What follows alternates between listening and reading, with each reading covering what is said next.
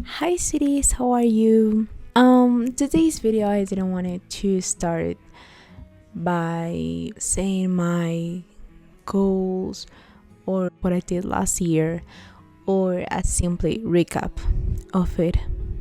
I wanted to start by saying something I didn't realize until like 2 days ago actually. And is that last year I didn't live it to share it, but instead getting through it.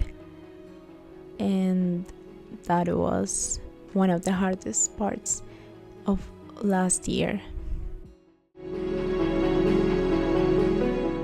This isn't a perfect recap, it's more how I lived last year, what I did, and documenting my life this year.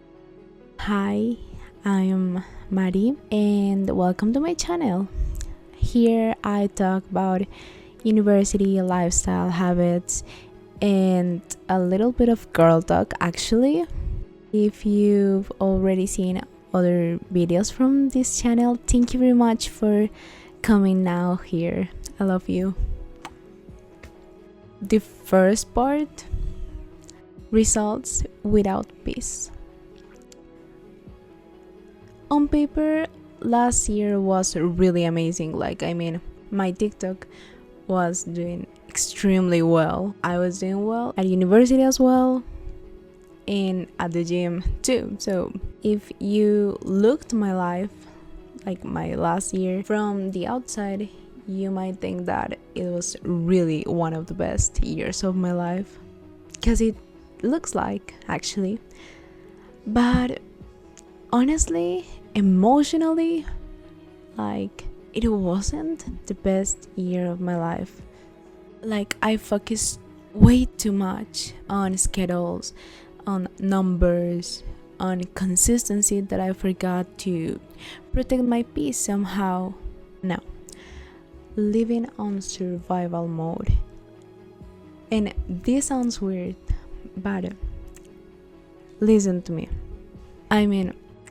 I stayed in places where I didn't feel welcome anymore, that I didn't feel like I was actually being part of, like feeling included into those places that were mine. I don't know if it makes sense. I felt really lonely, even though everything around me was working really good. And actually, I feel that last year I lived in my I can do it with a broken heart era again. Because I was really hitting my marks.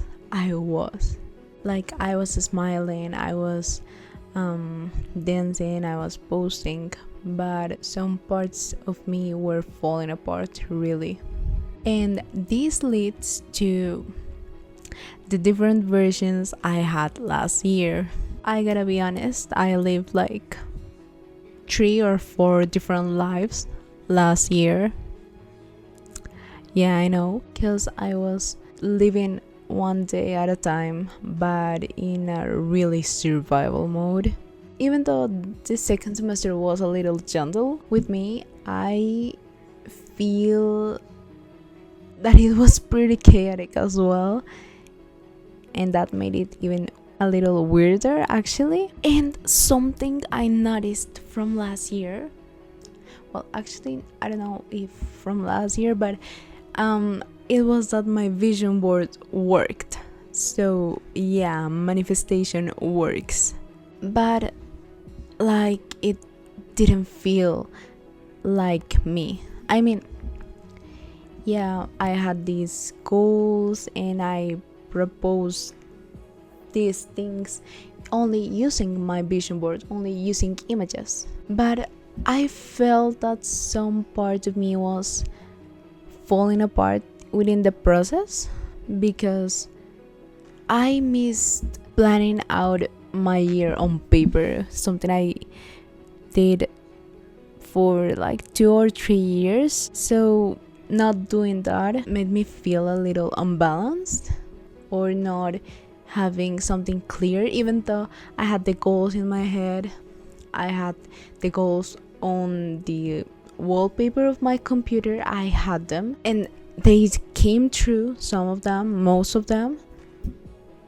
I missed doing like the little letters, planning out, a little bit of journaling, and I did journal. I made a little videos about like my recap from each month, but I was rewatching them and I only focused on social media and my growth on social media. So like which month, how many followers I had, how many videos I posted on which platform. Like, yeah, it was more like that, and not like the whole goals I have, because I have different goals for different aspects of my life. So I just reduced myself into one metric, and my life is not just one metric. And I think that was one of the things that affected me the most last year, and it was not being able to go back to different aspects of my life, because at the end, journaling is not for another person, but instead it's for yourself. So yeah. So what am I taking to this year? This year I don't want to be performative, because I think last year my mind turned around social media and how many posts I had to make, and which kind of media can work for this specific video and all that stuff. But I started to realize that I wasn't documenting my life in the way I always did. I want to bring that back to my life, whether I am in company or by myself. I want to keep documenting my life in the way it should be documented. So I still want to create content, of course I want to, but I want to give another shift to it. I want to stay more true to myself and to create the content I want to. And beyond social media, I want to document my life through diaries, through journals, through letters, because that's part of myself. And I think that it's really my way of creating without having the need of posting it and share it with the world, something that it's so personal and private. It's like so myself, and I think that's the real thing here.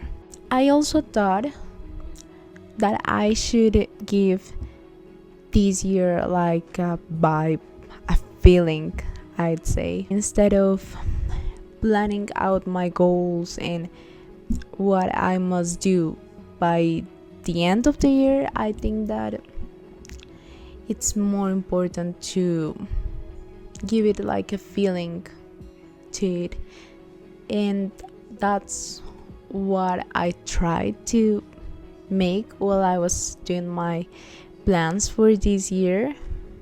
Like give it a whole vibe around it, and to have something that reminds me what I am doing, what I'm doing, like from all the things I'm doing. And this is because this year I want to live a life that not only looks good on social media, but looks good for myself, feels good for myself. This was more like a short kind of reflection, actually. If you're starting this year by saying how proud you are for what you did last year, no matter how much it cost you, how tough it was, I want to say to you that I'm really proud of you, and that you are not alone, and that maybe this year is not meant for doing more things, but for doing them differently. With that, I just want to say thanks for watching this video.